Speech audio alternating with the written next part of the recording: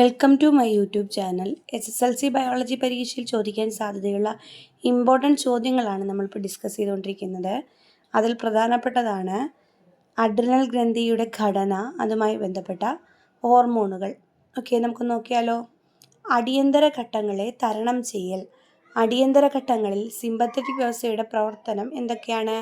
ഹൃദയമിടിപ്പ് കൂടും, കണ്ണിൻ്റെ കൃഷ്ണമണി വികസിക്കും, ശ്വാസനാളം വികസിക്കും, പിന്നെ ഹോർമോൺ ഉൽപ്പാദനം കൂടും, പെരിസ്റ്റാൾസിസ് മന്ദീഭവിക്കും.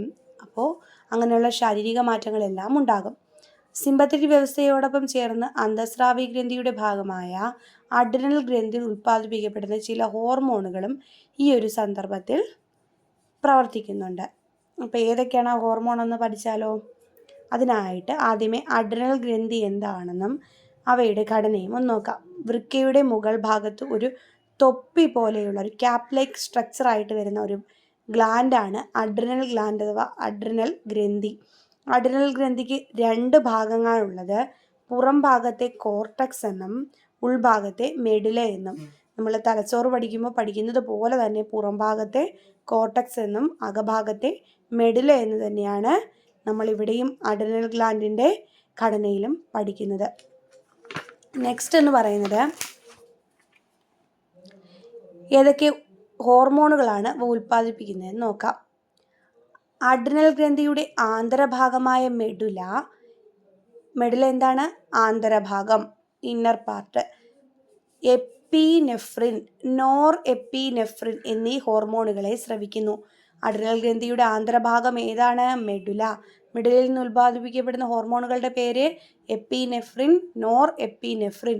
ഹൃദയമിടിപ്പും രക്തസമ്മർദ്ദവും വർദ്ധിപ്പിക്കുക, രക്തത്തിലെ ഗ്ലൂക്കോസിൻ്റെ അളവ് കൂട്ടുക, ഹൃദയം, പേശികൾ എന്നിവയിലേക്കുള്ള രക്തപ്രവാഹം കൂട്ടുക, ത്വക്കിലേക്കും ദഹന അവയവങ്ങളിലേക്കുമുള്ള രക്തപ്രവാഹം കുറയ്ക്കുക തുടങ്ങിയ ശാരീരിക മാറ്റങ്ങളിലൂടെ ഈ ഹോർമോണുകൾ സിമ്പത്തറ്റിക് വ്യവസ്ഥയോട് ചേർന്ന് അടിയന്തര ഘട്ടത്തെ നേരിടാൻ ശരീരത്തെ സുസജ്ജമാക്കുന്നു.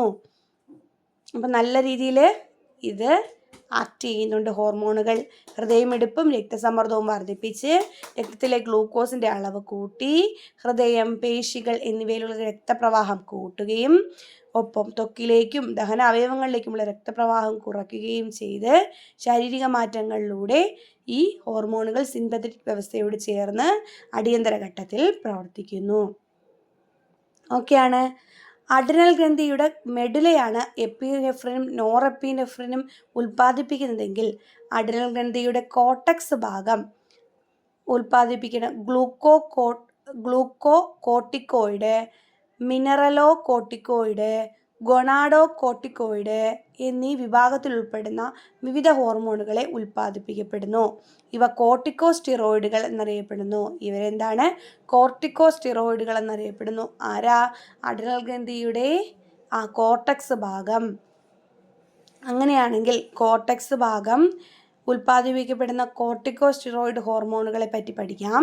ഏതൊക്കെയാണ് ഹോർമോണുകൾ, അവയുടെ ധർമ്മവും പഠിക്കാം. Cortisol, aldosterone, androgen.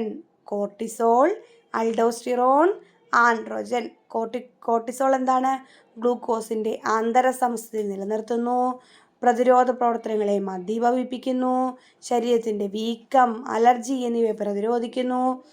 അൽഡോസ്റ്റിറോൺ ശരീരത്തിലെ ലവണ സന്തുലനത്തിന് സഹായിക്കുന്നു, രക്തസമ്മർദ്ദം ക്രമീകരിക്കുന്നു. ആൻഡ്രോജനുകൾ ലൈംഗിക വളർച്ചയെയും ലൈംഗിക സ്വഭാവങ്ങളെയും നിയന്ത്രിക്കുന്നു. എന്താണിത്? കോർട്ടിക്കോസ്റ്റിറോയിഡുകൾ. അഡ്രിനൽ ഗ്രന്ഥിയുടെ കോർട്ടക്സ് ഭാഗം ഉൽപ്പാദിപ്പിക്കപ്പെടുന്ന ഹോർമോണുകൾ ചെയ്യുന്ന പ്രവർത്തനങ്ങളാണിത്. Cortisol, aldosterone, androgen. കോർട്ടിസോൾ എന്താ ചെയ്യുന്നത്? ഗ്ലൂക്കോസിൻ്റെ ആന്തരസംസ്ഥിതി നിലനിർത്തുന്നു, പ്രതിരോധ പ്രവർത്തനങ്ങളെ മന്ദീഭവിപ്പിക്കുന്നു, ശരീരത്തിൻ്റെ വീക്കം, അലർജി എന്നിവയെ പ്രതിരോധിക്കുന്നു. അപ്പോൾ ശരീരത്തിലെ ലവണ സന്തുലനത്തിന് സഹായിക്കുന്ന കോർട്ടക്സിലെ ഹോർമോണാണ് അൽഡോസ്റ്റിറോൺ. രക്തസമ്മർദ്ദം ക്രമീകരിക്കുകയും ചെയ്യുന്നു. ലൈംഗിക വളർച്ചയെയും ലൈംഗിക സ്വഭാവങ്ങളെയും നിയന്ത്രിക്കുന്ന ആരാണ്? കോർട്ടിക്കോസ്റ്റിറോയിഡുകളായ ആൻഡ്രോജനുകളാണ്. Okay, thank U.